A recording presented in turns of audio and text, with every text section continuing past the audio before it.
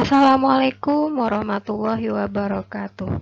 Hello students, how are you? I hope you all are fine ya.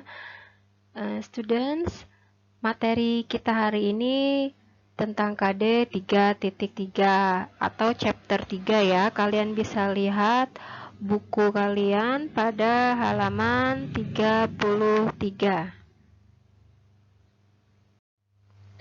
Untuk materi kita kali ini pada KD 3.3 yaitu memberi dan meminta informasi terkait satu obligation yang artinya adalah keharusan atau kewajiban, yang kedua suggestion atau saran, yang ketiga adalah prohibition atau larangan.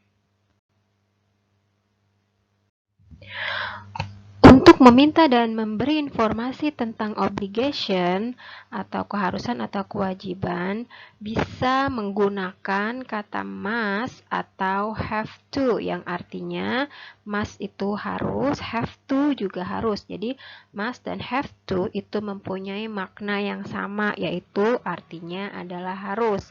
Nah, must dan have to di sini dapat digolongkan sebagai obligation ya. Kalau kalian menggunakan must dan have to, maksudnya itu adalah sesuatu yang harus dilakukan atau wajib dilakukan.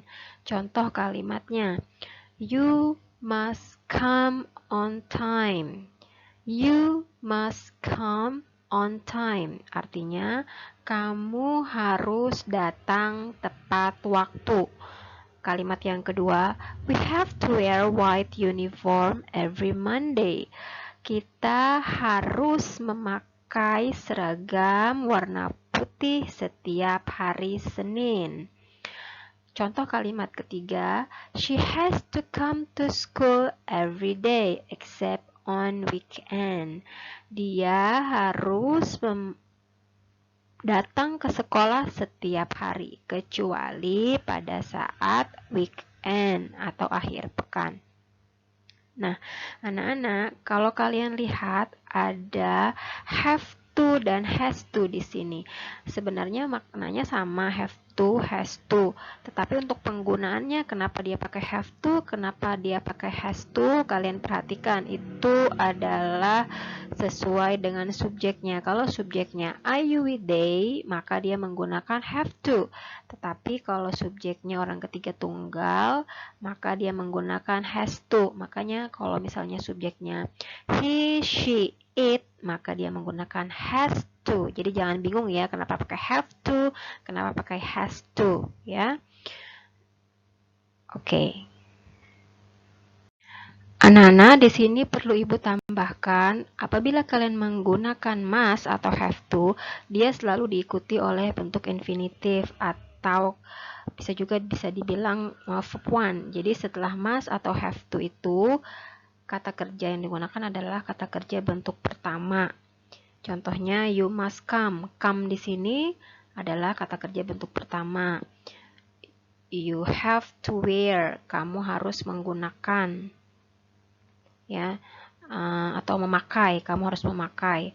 Nah, kalian bisa mengganti setelah must itu bisa menggunakan kata kerja bentuk pertama apa saja. Misalnya kamu harus minum obat. You must drink medicine. Bukan you must drinking ya, atau you have to drinking, tetapi you must drink medicine.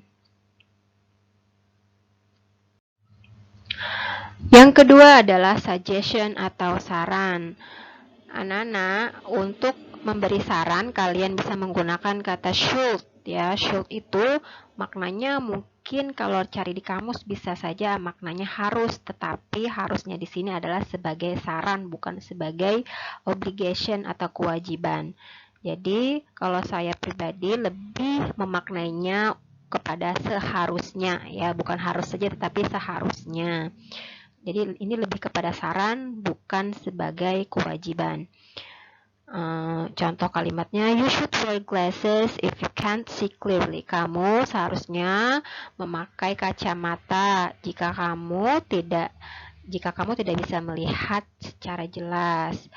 We should sweep the floor every day to make it clean. Kita harus menyapu setiap hari untuk membuat lantai bersih. You should not be ashamed to use English with me. Kamu tidak perlu malu menggunakan bahasa Inggris denganku.